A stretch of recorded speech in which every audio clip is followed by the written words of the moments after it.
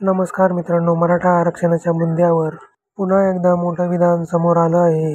उच्च आणि तंत्र शिक्षण मंत्री चंद्रकांत पाटील यांनी मराठा समाजाला ओबीसी आरक्षण मिळण्याबाबत आपलं मत स्पष्ट केलं आहे. चला तर मग जाणून घेऊया नक्की काय म्हणाले ते. पंढरपूरमध्ये एका कार्यक्रमानंतर बोलताना चंद्रकांत पाटील म्हणाले की मराठा समाजाला कधीच अस्पृश्यतेची वागणूक मिळाली नाही, त्यामुळे मराठा समाज मागासवर्गीय नाही, असा त्यांचा ठाम दावा आहे. ईडब्ल्यूएस मराठा समाजासाठी आरक्षण योग्य आहे. काही लोक राजकीय फायद्यासाठी ओबीसी आरक्षणाचा मुद्दा पुढे करत आहेत. पंचायत राज निवडणुकीत हा मुद्दा वापरण्याचा प्रयत्न सुरू आहे.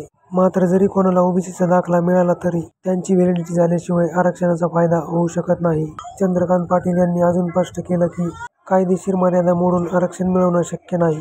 शरद पवार 4 वेळा मुख्यमंत्री होते, पण त्यांनी तामिळनाडूप्रमाणे आरक्षण दिलं नाही. तामिळनाडूचं आरक्षण देखील सर्वोच्च न्यायालयात प्रलंबित आहे आणि ते टिकणं कठीण आहे. तर मित्रांनो, मराठा आरक्षणावर पुन्हा एकदा मोठं वक्तव्य समोर आलं आहे.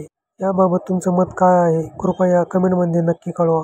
आणि अशाच नवनवीन व्हिडिओसाठी चॅनलला नक्की सबस्क्राईब करा. धन्यवाद.